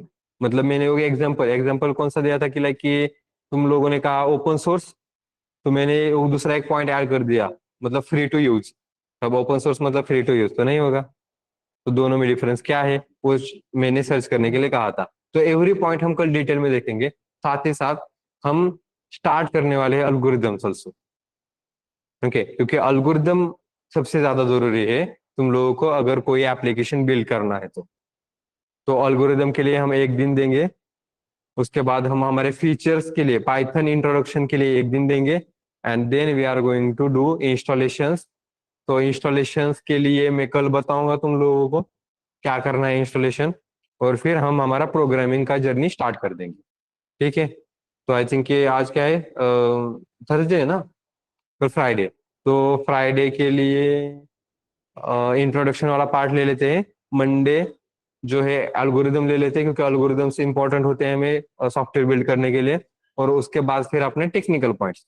तो अगले वीक से हमारा टेक्निकल ही है, तो कल भी कोई मिस मत करना। क्योंकि कल ये जो फीचर देखने वाले थे जो तुमने रिसर्च करके आए होगे, तो वो डिटेल में देखेंगे कि प्लेटफॉर्म इंडिपेंडेंट कहना किसे कहते हैं। दूसरे ही सिस्टम पे वर्क करना मतलब प्लेटफॉर्म इंडिपेंडेंट। किसी भी सिस्टम पे वर्क करेगा इसका मतलब प्लेटफॉर्म इंडिपेंडेंट है, ऐसा नहीं होता है। बैकएंड में क्या होता है वो, क्यों ये प्लेटफॉर्म डिपेंडेंट और प्लेटफॉर्म इंडिपेंडेंट का सिनेरियो आ रहा है। Okay? So every sir every day 1.5 hour का ही होगा क्या क्लास? अभी तो 1.5 आवर का ही है। मे बी नेक्स्ट वीक से ज्यादा जा सकता है। ठीक है? 2 आवर्स का भी हो सकता है, 2.5 आवर्स का भी हो सकता है। ओके? तो लेट्स स्टॉप हियर देन। तो ऑनलाइन स्टूडेंट्स चैट बॉक्स में मैं अभी फिर से एक बार मेंशन कर रहा हूँ, जो तुम्हारे अटेंडेंस फॉर्म और व्हाट्सएप ग्रुप की लिंक है, so please join that link. और अटेंडेंस फॉर्म फिल करना इज कंपलसरी। तो please fill up the attendance form. और नीचे तुम लोगों को अगर एनरोल करना है इस कोर्स के लिए, तो ट्रेनिंग प्लेसमेंट और इंटर्नशिप के रिलेटेड नीचे नंबर्स दिए गए हैं, तो उन नंबर्स को भी तुम रीच आउट कर सकते हो। यहाँ पे कितने लोगों ने एडमिशन ले लिया है? हैंड रेस करो एक बार। अच्छा, लोगों ने एडमिशन मतलब लिया, सब लोगों ने लिया एडमिशन? हाँ, तो क्या टेंशन नहीं है। प्रेजेंट ही। अरे हाँ, एक मिनट। ये कल की थी ना, 7 जनवरी। ये भी नोट डाउन करो पीछे, 8 जनवरी के लिए। तुम्हारा अटेंडेंस ही नहीं बना अभी तक, मैं क्या करूँ? हाँ, आंसर करता हूँ, मेरे को क्या है। सर आपने कहा था ask me some questions tomorrow, sir company में बेंच पे बिठाकर निकाल देते हैं। हाँ, तो देखो, एक क्वेश्चन था कि कल पूछा गया था कंपनी में बेंच पे बैठाकर फिर क्या करते थे, निकाल देते, राइट, ऐसे करते हैं। तो वो जो कंपनीज होते हैं मोस्टली एमएनसी कंपनीज होती है जो बेंच पे बैठा के रखती है। तो मैंने पहले तो तुम्हें ये बताया था कि स्टार्टिंग में अगर तुम लोगों को आईटी में जाना है तो कभी भी एमएनसी में मत जाना, स्टार्टअप कंपनी में जाना। क्यों? क्योंकि स्टार्टअप कंपनी में काम होता है तो you are able to upgrade your skills. Okay, तो स्किल्स बहुत ज्यादा मिलेंगे। और साथ ही साथ अगर कभी कंपनी में एमएनसी कंपनी में चले गए, चेक करो पहले कितने महीने तक तुम्हें बेंच में बिठाया है। पहला महीना चला गया, दूसरा महीना भी चला गया, इसका मतलब समझ लेना अब हमें निकलने की जरूरत है। क्यों? क्योंकि सपोज जो कंपनी तुम लोगों को 6 महीने तक, एक सिनेरियो था, एक हमारा स्टूडेंट था जो लगभग 1 साल तक बेंच पे बैठकर बैठा था, कुछ काम नहीं कर रहा था, सैलरी आ रही थी, उसको लग रहा था तो बढ़िया ही, फिर सैलरी आ रही है, काम नहीं करना है। लेकिन जब 1 साल खत्म हुआ ना, तो कंपनी ऑब्वियसली निकाल देगी। कंपनी निकाल देगी तो 1 साल के बाद क्या काम किया तुमने, दिखाओ, जीरो एक्सपीरियंस। तो 2 महीने तक भी अगर जॉब नहीं मिला तो स्विच करो सीधा। तो एमएनसी कंपनी में अगर तुम लोगों को अगर निकाल देंगे बेंच पे बिठा के, तो पहले महीने में ही अगर जॉब नहीं मिला, पहले महीने में अगर काम नहीं मिला, समझ लेना कुछ तो भी प्रॉब्लम है, दया कुछ तो गड़बड़ है, निकलो यहाँ से। वो एक डायलॉग है ना, कौन सी मूवी का है, ढोल में से, गोटी कल्टी मार, स्विच करने का सीधा, छोड़ने का नहीं, फिर वहां पे रखने रहना ही मत, ठीक है। तो स्टार्टअप कंपनी ज्वाइन करो पहले तो, और स्टार्टअप कंपनी के बाद एमएनसी में चले जाओ। Okay, yes Prachi, what your answer?